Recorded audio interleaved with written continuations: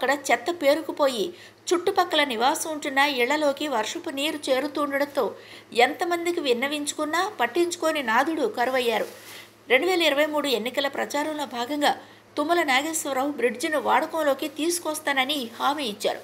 ప్రభుత్వం ఏర్పడి మంత్రిగా బాధ్యతలు తీసుకున్న మరుసటి రోజే సారథీనగర్ అండర్ బ్రిడ్జ్ రాకపోకలకు అంతరాయం కలగకుండా చర్యలు చేపట్టాలని అధికారులకు సూచించారు. దీంతో అధికారులు పనులను వేగవంతంగా పూర్తి చేస్తున్నారు. ఖమ్మం పట్టణ ప్రజలు మరియు మామిలిగూడెం సారథీనగర్ ప్రజల చిరకాల కోరిక కాంగ్రెస్ గవర్నమెంట్ కాంగ్రెస్ పార్టీ హామీలలో ఒకటిగా రైల్వే అండర్ బ్రిడ్జి ఖచ్చితంగా మేము ఫస్ట్ ఎమ్మెల్యే గెలవగానే మన తుమ్మల నాగేశ్వరరావు గారు హామీని నెరవేరుస్తున్నారు.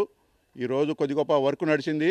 ఎప్పటి నుంచో ఉన్న ఈ పెండింగ్లో ఉన్న ఈ రైల్వే అండర్ బ్రిడ్జిని ఖచ్చితంగా తుమ్మల నాగేశ్వరరావు గారు ఎలక్షన్ టైంలో ఇక్కడికి వచ్చినప్పుడు దీన్ని ఖచ్చితంగా నేను ఓపెన్ చేపిస్తామని చెప్పాడు.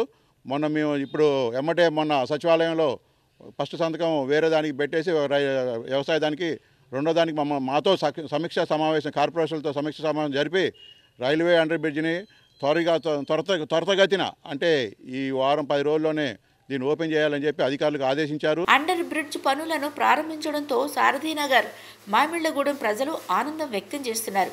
గత 30 సంవత్సరాలుగా అనేక ఇబ్బందులు పడుతున్నామని 2009లో తుమ్మల నాగేశ్వరరావు అండర్ బ్రిడ్జ్ పనులను పూర్తి చేసిన తర్వాత ఓటమి పాలు కావడంతో అండర్ బ్రిడ్జ్ను పట్టించుకునే నాథుడు లేకపోవడంతో నిరుపయోగంగా మారింది.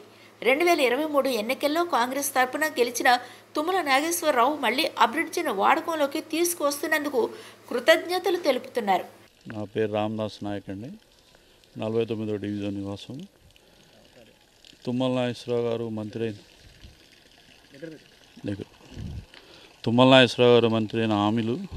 అయిన తర్వాత ఈ సారథీనగర్కి మామిళ్లగూడెంకి కింద అండర్ బ్రిడ్జి డ్రైనేజ్ ఇస్తామని హామీ ఇచ్చారు. దానికి తుమ్మల నాగేశ్వరరావు గారు మంత్రి అయిన తర్వాత మా కార్పొరేటర్ గారికి ఇది వర్క్ చేయమని చెప్పేసి ఆదేశాలు జారీ చేశారు. అతి త్వరలో దీనికి పనులు చేస్తారని విజ్ఞప్తి చేస్తున్నాం.